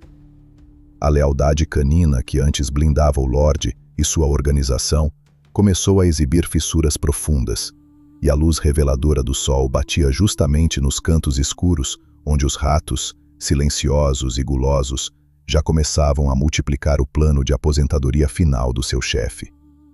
Lá em cima, no refúgio das rochas afiadas, o clima na firma era de um autêntico e gigantesco barril de pólvora com o pavio completamente encharcado de suor frio e desespero. A rapaziada estava pedindo arrego para a própria sombra. As correrias alucinantes no meio da madrugada, fugindo de abordagens governamentais que passaram a brotar do chão com uma frequência sufocante, haviam drenado toda a energia da equipe. Os rostos dos jagunços, antes orgulhosos, estavam assombrosamente cavados. Os ossos marcavam o couro das roupas surradas, e a adrenalina, que um dia foi o combustível das grandes vitórias, virou apenas a sirene de um pânico contínuo e exaustivo. Contudo, o pior e mais perturbador dos pesadelos logísticos estava camuflado no fundo das mochilas da tropa. O silêncio assustador das ferramentas. Os brinquedos pesados de ferro, que outrora cuspiam uma sinfonia furiosa de metal com precisão de maestro, agora roncavam de fome, estalando seco nos treinamentos. O suprimento vital daquelas pesadas sementes de metal estava secando num ritmo de apavorar o mais calejado dos combatentes. O bloqueio geográfico e econômico cravado pelos engravatados surtiu efeito, estancando as veias de contrabando que abasteciam os tambores da organização. Entrar num confronto aberto contra as patrulhas descansadas, possuindo apenas fiapos de poeira e teias de aranha nos carregadores giratórios, era a mesma coisa que assinar um recibo longo, implorando de joelhos para experimentar um terno de madeira crua antes mesmo do anoitecer chegar. O patrão, do alto da sua mente brilhante e paranoica, sentiu o tamanho do estrago na própria espinha, quando a imbatível rede invisível de informantes do sertão começou a engasgar e tossir feio. As informações preciosas, que meses atrás chegavam límpidas e antecipadas através das bocas fiéis dos camponeses, de repente passaram a atrasar horas absurdas. Quando os avisos finalmente encontravam os ouvidos do esconderijo, já aterrissavam totalmente distorcidos, propositalmente envenenados com migalhas falsas que direcionavam o bando desgastado direto para o colo do diabo, onde o cerco repressor já tomava café quente aguardando a entrega. Jesuíno jamais foi trouxa. O ex-lorde de modos finos notou com uma clareza cortante que os moradores de confiança extrema, aqueles mesmos senhores humildes que quase beijavam seus pés, jurando proteção eterna pelos sacos de comida na época da seca braba, estavam estranhamente evitando cruzar os olhos com ele nas vielas rústicas. O sorriso tremido de um antigo informante barato virou a assinatura indiscutível de que a sombra gorda do suborno estatal tinha feito morada naquela consciência pobre. A superblindagem invisível daquela favela rural estava oficialmente furada. O vento gelado da delação varria o chão batido, rasgando por todas as frestas possíveis, e cada lufada de ar quente da serra parecia assobiar de forma irônica que a cabeça coroada já estava exposta na vitrine do açougue. O ar rarefeito dentro do acampamento matriz ficou espesso, quase viscoso, demandando uma navalha cega para ser cortado. O ecossistema interno colapsou. A paranoia avançada, violenta e doentia, engoliu o cérebro brilhante do chefão. O grande estrategista, capaz de humilhar coronéis de carreira do império, não conseguia mais enxergar aliados rudes e devotos aquecendo as mãos ao redor da fogueira vermelha. A vista embaçada pelo estresse mostrava apenas dezenas de potenciais carrascos disfarçados, e cada um deles empunhava uma pá imaginária. Todos eles muito bem preparados para jogar areia seca no rosto dele quando o sono chegasse. A atmosfera amigável e sagrada entre os parceiros de camisa desmoronou sem fazer barulho. Ninguém batia papo. Os risos foram cancelados da programação diária. Os soldados mais veteranos, aqueles mesmos homens calejados que ergueram a firma no peito e na raça, trocavam encaradas mudas e repletas de puro veneno. As mãos extremamente tensas e suadas de cada um descansavam centímetros perigosamente próximos da linha de cintura, prontos para descarregar o tambor inteiro e limpar o terreno no mais simples som de galho estalando. Jesuíno inspirava o ar pesado daquela caverna úmida, e o diagnóstico era de arrepiar. O odor fétido e nauseante de gente virando a casaca era claro e evidente. Rataria gorda andava livre pelos esgotos da mente humana da própria tropa, arranjando acordos escusos nas sombras, negociando o troféu máximo da caçada para curtir férias eternas nos braços do sistema. O respeito cego e a disciplina viraram pó. A sentença drástica de tentar remediar aquele vazamento catastrófico foi tomada pela liderança num piscar de olhos congelante. Se a luxuosa e imponente embarcação do crime estava fazendo água por todos os buracos, a única e rudimentar solução administrativa do líder era arremessar os passageiros que fediam a traição diretamente aos tubarões de boca aberta, antes que o navio despencasse em queda livre para o fundo do abismo.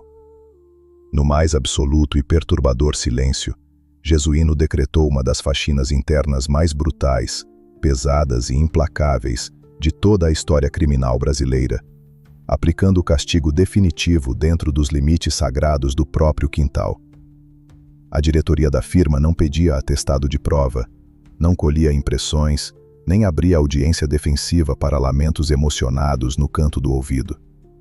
Um olhar enviesado na divisão do almoço, um minúsculo vacilo de minutos na hora de voltar do ponto de observação noturna, ou qualquer risadinha abafada sem justificativa, e o passaporte do vacilão carimbava automaticamente aquela indesejada e apavorante viagem para o além. O patrão instituiu a cruel rotina de convocar alguns desafetos selecionados a dedo para caminhadas reflexivas debaixo do luar tenso do deserto. Famosos passeios de alinhamento, longe dos ouvidos da tropa, dos quais inevitavelmente apenas um retornava com os passos firmes, batendo a fumaça escaldante da ferramenta que acabara de executar uma rescisão contratual rústica e sem papelada trabalhista. Vários membros do antigo pilar mestre da organização foram despachados rumo ao andar de baixo, mandados direto para dormir eterno sem vela nem choro das viúvas, na tentativa sádica e apressada de amputar os braços gangrenados para salvar o resto do império. Infelizmente, a matemática sanguinária e desesperada da purificação interna era o prenúncio gritante da falência total, meu parceiro. Quando um estrategista vira as costas para o tabuleiro enorme da rua para gastar seu tempo esvaziando a própria despensa de pólvora em cima de seus braços direitos, ele não resgata a antiga autoridade. Ele simplesmente amarra o próprio corpo na âncora antes de pular de ponta no oceano de problemas. O medo aterrador da limpeza imposta por Jesuíno não estancou a enxurrada de informantes. Ao contrário, a faxina precipitou ferozmente o fechamento dos contratos nefastos com os engravatados, impulsionando a venda do líder a preço de promoção.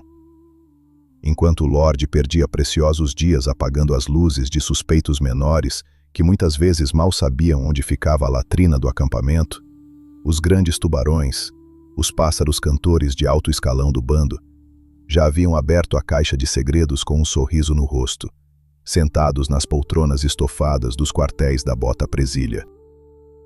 Revelaram num sopro toda a cartilha íntima da firma. Desenharam com requintes técnicos as passagens confidenciais e listaram cada maldita lacuna nas escalas exaustas de ronda dos vigias. O ex-lorde de modos finos, embriagado na sua caça às bruxas solitária, nem notou que o arame farpado da armadilha final já roçava firme na sua própria pele sob o véu de uma noite calada de 1879. O cerco monumental e definitivo, milimetricamente arquitetado pelas mentes polidas do Império e viabilizado pelas línguas de trapos dos ratos mais próximos, estava fechando em torno do pescoço exausto daquele que jurava ser o patrão inalcançável da poeira. A passagem trágica já estava com o pagamento confirmado e processado, e o destino irônico daquela cobrança final já tinha seu carimbo de despacho impresso de forma invisível nas cruzes de pedra da Caatinga. Dezembro de 1879. O calendário do sertão não marcava apenas o fim de um ano, mas o encerramento forçado de um ciclo de poder que muitos acreditavam ser eterno. O sol daquela tarde em Belém do Brejo do Cruz não era um aliado. Era uma testemunha muda e cruel, fritando o que restava da esperança nas estradas de terra rachada da Paraíba. O ar estava parado, denso, com aquele cheiro característico de poeira e bosta de gado que precede as grandes tempestades de chumbo. Jesuíno Brilhante, o homem que transformou a Caatinga em seu tabuleiro particular, já não caminhava com a mesma leveza de antes. O peso da coroa de espinhos da criminalidade estava cobrando um pedágio caro demais. Ele sentia, no fundo dos ossos, que o cerco estava se fechando. A rede de silêncio que o protegia por tantos anos agora tinha buracos do tamanho de crateras, abertos pela ganância de quem preferia o brilho das moedas do império do que a lealdade ao patrão. O lobo estava cansado, e quando o lobo cansa, os cães de guarda do governo perdem o medo de morder. Ele não estava sozinho, mas a companhia era o reflexo do desespero. Ao seu lado, os irmãos e alguns poucos aliados que ainda não tinham sido seduzidos pela ideia de vender o chefe em troca de um perdão oficial. Eles cavalgavam em silêncio, o único som sendo das ferraduras batendo nas pedras e o ranger do couro suado das celas. Jesuíno sabia que cada curva na estrada de Riacho dos Porcos era um potencial convite para um encontro definitivo com o além. Ele cheirava a traição no vento. O ambiente era de um suspense de arrepiar, digno das tragédias mais pesadas já escritas. O que o antigo lorde de modos finos não sabia, ou talvez se recusasse a aceitar, é que a bota Presília já tinha desenhado o mapa da sua queda com precisão cirúrgica.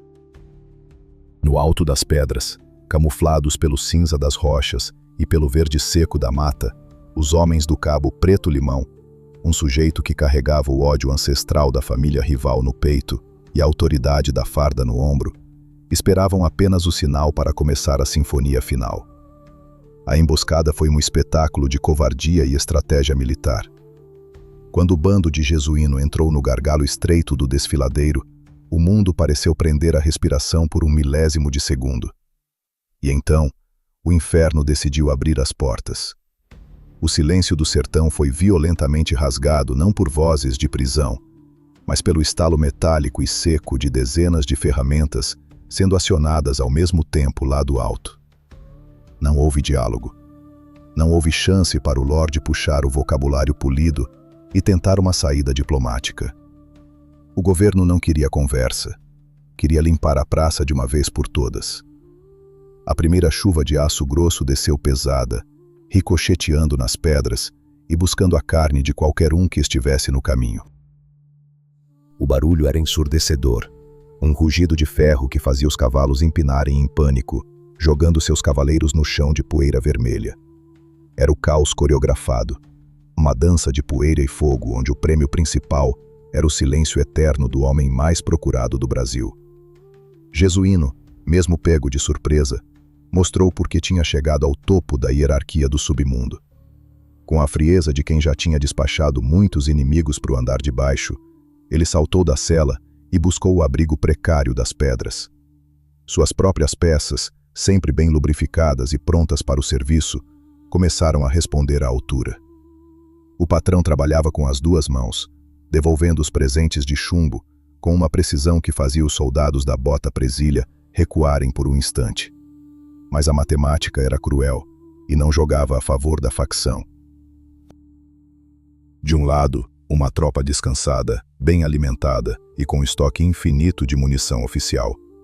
Do outro, um punhado de homens exaustos, com os nervos estraçalhados e vendo as sementes de metal acabarem nos carregadores. A resistência era heróica, mas tinha um prazo de validade curtíssimo. O ar estava saturado com o cheiro acre da pólvora queimada e o calor das explosões secas que iluminavam a penumbra da tarde.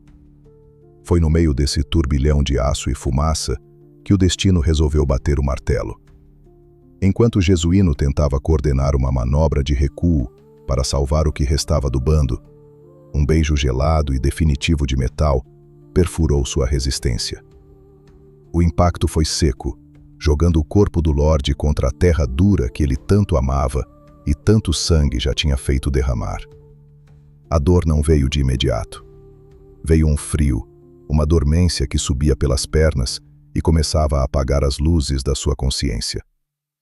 Ele olhou para cima e viu o céu azul da Paraíba começar a escurecer antes da hora. Os gritos dos seus irmãos pareciam vir de muito longe, como se estivessem do outro lado de um túnel infinito. O homem que se considerava intocável, o mestre do xadrez rural, acabava de receber o cheque-mate no meio de um riacho seco. A conta que ele abriu anos atrás, quando decidiu que a lei seria ditada pela ponta do seu dedo, estava sendo fechada com juros abusivos. Mesmo com o corpo avariado e a energia se esvaindo feito água em areia quente, Jesuíno não foi entregue de bandeja para os carrascos. Num ato de lealdade extrema que beirava o suicídio, seus irmãos avançaram contra a chuva de presentes metálicos, agarrando o líder pelo couro da roupa e arrastando-o para longe do epicentro da confusão. Foi uma retirada desesperada. Um rastro de sangue marcado na poeira, enquanto eles se embrenhavam na mata fechada, aproveitando que a bota presilha, covarde por natureza, tinha medo de descer das pedras e encarar o que restava da fúria dos Brilhante no corpo a corpo. Eles fugiram para as entranhas da Caatinga, buscando o abrigo das sombras, enquanto os soldados do governo comemoravam lá no alto, gritando ofensas e disparando para o alto, crentes de que o troféu estava garantido. Mas o patrão ainda respirava, mesmo que cada inspiração fosse um esforço monumental para não deixar a chama apagar de vez. Eles chegaram à localidade de Palha, quando a noite já tinha estendido seu manto negro sobre o desastre. Ali, debaixo de uma árvore retorcida que parecia orar pelo destino daquele homem, Jesuíno Brilhante sentiu que sua viagem sem volta tinha chegado à estação final. Ele não pediu clemência, não chamou por padres e não demonstrou o medo que os fracos sentem quando a cortina começa a descer. Ele manteve o olhar firme, aquele mesmo olhar que um dia fez generais baixarem a cabeça. Com um sussurro que mal vencia o barulho do vento, ele deu as últimas ordens para os irmãos, garantindo que sua carcaça não virasse deboche nas mãos dos fardados. E então, sem grandes alardes, o motor parou. O primeiro grande chefão do submundo brasileiro fechou os olhos para sempre, deixando para trás um rastro de lenda, pavor e um vazio que o sertão levaria décadas para preencher. O silêncio que se seguiu à sua partida foi mais ensurdecedor do que todo o barulho do confronto em Riacho dos Porcos. Seus irmãos, com as mãos sujas da terra e do sangue do próprio sangue, cavaram um buraco rústico ali mesmo, no meio do nada. Eles não tinham tempo para caixões de madeira nobre ou velórios com choradeiras. O enterro foi rápido, seco e brutal, como a vida que Jesuíno escolheu levar.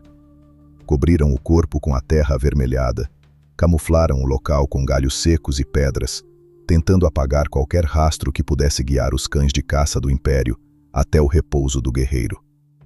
O patrão agora fazia parte da geografia, um segredo enterrado nas entranhas da Paraíba, pronto para virar mito nas rodas de fogueira.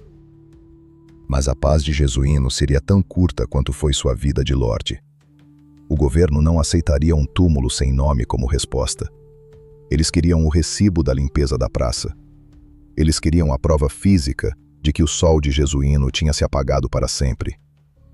A notícia do seu paradeiro final, guardada sob 7 chaves pelos irmãos, logo começaria a vazar, atraindo os urubus de farda que não respeitavam nem o sono eterno de quem já tinha pago todas as suas dívidas com o mundo.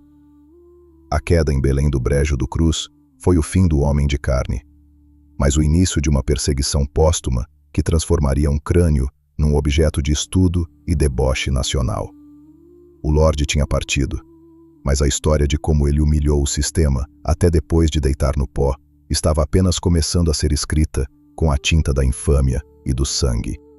O sertão nordestino possui um péssimo e sádico hábito de não guardar segredo por muito tempo, especialmente quando o silêncio tem um preço alto estipulado pelas autoridades. A suíte rústica de terra vermelha, cavada às pressas e no mais absoluto desespero pelos irmãos de Jesuíno, na remota localidade de Palha, deveria ter sido o endereço definitivo e intocável. Aquele buraco no meio do nada tinha a função sagrada de garantir o descanso cego de quem já havia feito muita hora extra pesada nesse mundo de infinitas cobranças e emboscadas. A ideia era deixar o antigo Lorde desaparecer feito fumaça, permitindo que a figura física sumisse do mapa e restasse apenas o fantasma assombrando os corredores da bota presilha.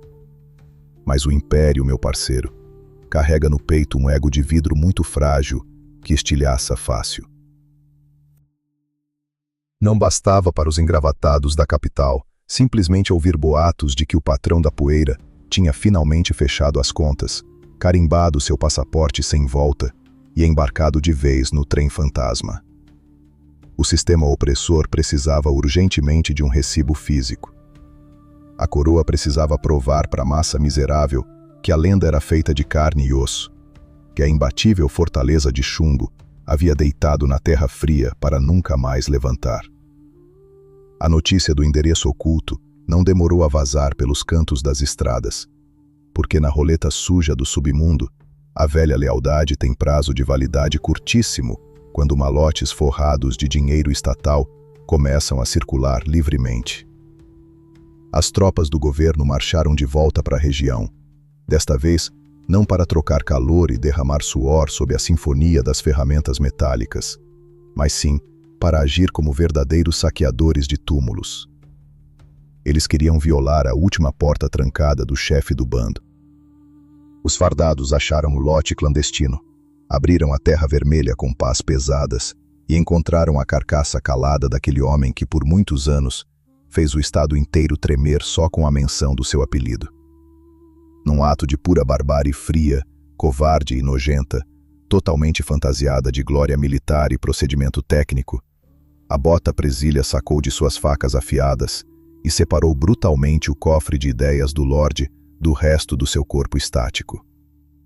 A caixa craniana do chefão, a mesma mente que horas antes planejava xadrez com coronéis formados em academia, foi arrancada do pescoço e embrulhada no pano para servir como espólio e troféu principal de uma guerra imunda.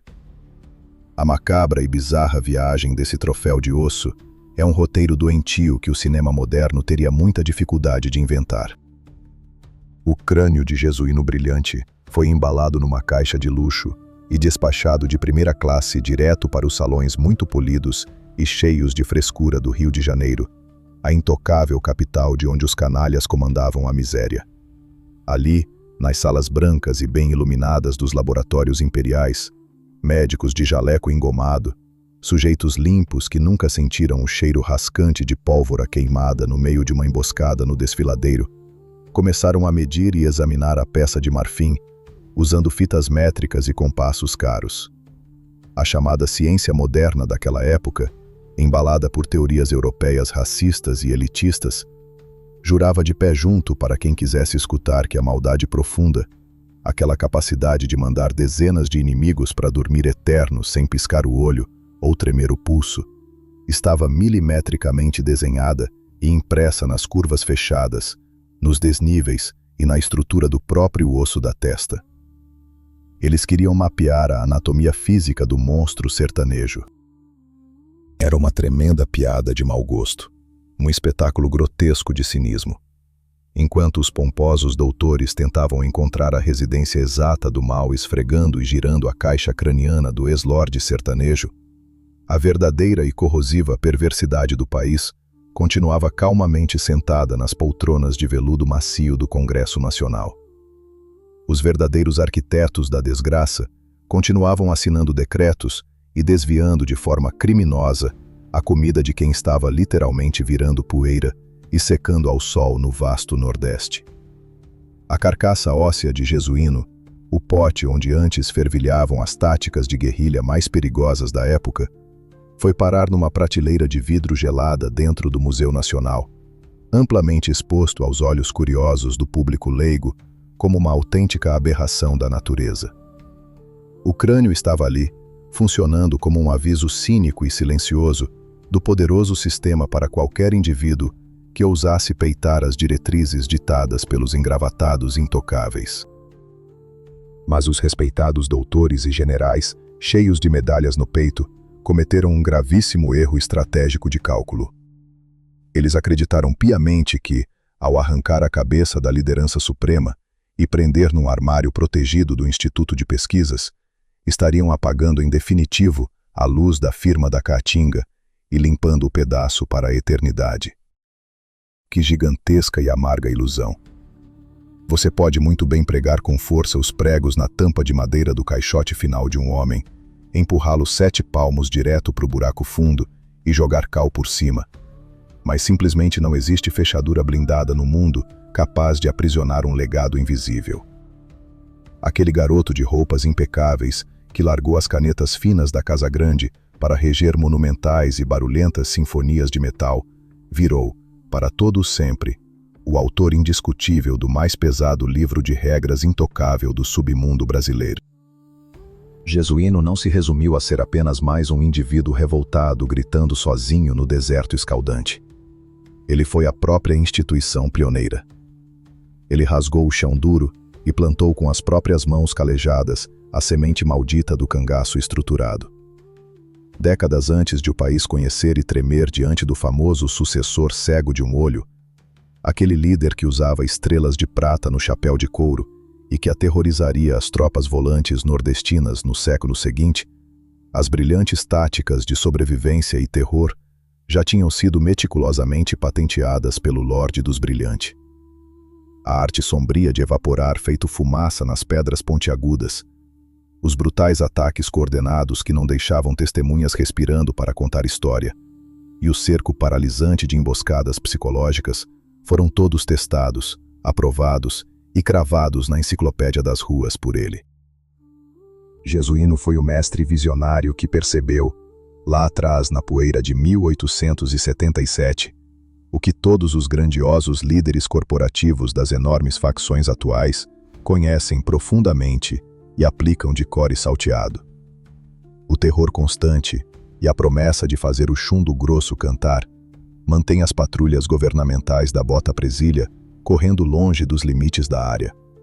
Mas é a ininterrupta assistência social clandestina que conquista o respeito e mantém a favela do seu lado do tabuleiro. O macabro modelo de negócios inaugurado com extrema frieza e inteligência pelo Lorde, a estratégia letal de invadir a carga intocável do sistema dominante, interceptar violentamente os lucros que iriam para o bolso oficial e fazer questão de distribuir o pão quente e as moedas diretamente na mesa de madeira do morador esquecido, é a exata mesma e assustadora cartilha operacional que as grandes e mais modernas firmas do submundo brasileiro usam ainda hoje para dominar integralmente as favelas e periferias. O patrão primogênito ensinou sem margem para erro que a mais eficiente blindagem corporal que existe nesse planeta não é feita de placas de cerâmica, couro reforçado ou coletes grossos. A proteção suprema vem do silêncio ensurdecedor e extremamente grato de uma comunidade gigantesca inteira. Ele demonstrou na prática violenta como é perfeitamente viável transformar trabalhadores braçais e simples camponeses esgotados em verdadeiros e silenciosos soldados invisíveis, sem precisar colocar farda neles. Instituiu a implacável rede de olheiros fantasmas que até hoje dão o ritmo do jogo. Todo sujeito de alto escalão do crime que nos dias de hoje comanda o seu pedaço no asfalto, cobra taxas altas de segurança dos comerciantes locais e planta sentinelas equipados com rádio de transmissão nas esquinas escadas acima, está invariavelmente, mesmo sem saber, pagando eternos royalties espirituais pesados para o antigo Lorde nascido debaixo do sol do Rio Grande do Norte. A poeira amarelada escondeu o remoto século XIX. Os pilares imperiais ruíram para o pó da história. As temidas botas presílias mudaram a cor da farda e a patente. O avanço implacável da tecnologia engoliu a imagem do cavalo para trocá-lo pelos potentes motores V8 totalmente blindados com aço temperado. E aquelas antigas, enferrujadas e rústicas ferramentas de resolver desacordos foram totalmente substituídas por equipamentos assustadores que limpam a praça e cospem fogo com uma capacidade industrial e automática assombrosa. Contudo, a espinha dorsal invisível, a essência vital desse arriscado e letal xadrez, jogado à noite nas vielas molhadas das capitais caóticas do país, ainda respira com extrema força o mesmo ar quente daquele sertão longínquo. O temível fantasma tático de Jesuíno Brilhante, apesar de não ter nem osso no túmulo para chamar de seu, nunca sequer chegou perto de fechar o olho para descansar. Ele continua de pé na encruzilhada, intangível, rindo na cara pálida da autoridade pública cada vez que um gigante comboio repressivo invade um beco apertado e colide de frente com um monumental e inquebrável paredão de mudez coletiva imposto pelo Código dos Moradores de Bem. A sombria presença de Jesuíno é exatamente aquele calafrio sorrateiro que sobe ligeiro espinha acima do soldado novato do Estado, paralisando a nuca quando o sujeito repara que a escuridão da rua sem saída está absurdamente quieta demais para estar deserta. Ele é a sombra alongada, impiedosa e observadora que ainda hoje dita as rígidas regras da disciplina de aço, aplicada e validada nas perigosas rodas trancafiadas de comando das prisões federais mais isoladas do país. Os engravatados colocaram o seu cofre de ideias rachado, brilhando forte nas vitrines de um museu luxuoso, unicamente para forçar a mentira barata de que o lado da lei, no final do dia, fecha com lucro. Mas a realidade fria e irônica, parceiro, te dá um soco violento no estômago quando você apenas abaixa o vidro do carro blindado nas ruas do Brasil profundo. A matemática da Caatinga fez a mágica reversa com maestria. A parte de cima ficou aprisionada no armário iluminado sob luz neon fria, é verdade. Porém, a coroa obscura derreteu, evaporou, se multiplicou infinitamente e tomou o controle absoluto de todo o esgoto do país, de norte a sul. O sangue e o suor despejados daquele primeiro império não secaram simplesmente na poeira. Eles infiltraram com força violenta nas falhas do solo seco, percorreram dutos e raízes desconhecidas por debaixo da terra, ignorando totalmente os mapas burocráticos do sistema, até envenenar e alimentar sem cura as fundações profundas do submundo nacional moderno. Aquele moleque outrora alinhado e refinado, provido de um peito forjado no fogo alto da frieza mais abissal, entregou uma prova monumental e irrefutável aos dias de hoje. Nas terras rachadas desta nação, as maiores e verdadeiras lendas não perdem o tempo mandando esculpir bonitas estátuas de bronze para expor em praça central. Elas alicerçam seus labirintos e suas diretrizes muitos metros debaixo do chão frio, totalmente alheias aos holofotes e manchetes compradas. É de lá de baixo, nas trevas puras, que eles dominam os ponteiros e cadenciam perfeitamente o compasso frenético do coração sombrio de um ecossistema que não pode cochilar. Jesuíno pendurou a chuteira física há mais de 100 anos, mas as regras pesadas que ele estabeleceu quando abriu pela primeira vez a gaveta de chumbo continuam operando os grandes lucros silenciosos que circulam à noite, cobrando juros altíssimos em cima da pura ingenuidade dos homens públicos. Ele foi o arquiteto original da Praça Cega. E o desenho da praça, meu chapa, esse nunca mais aceitou apagador. Se você quer descobrir como esse cara virou o maior chefão do submundo brasileiro, já se inscreve no canal Chefões do Submundo e deixa o nome do próximo patrão que você quer ouvir nos comentários.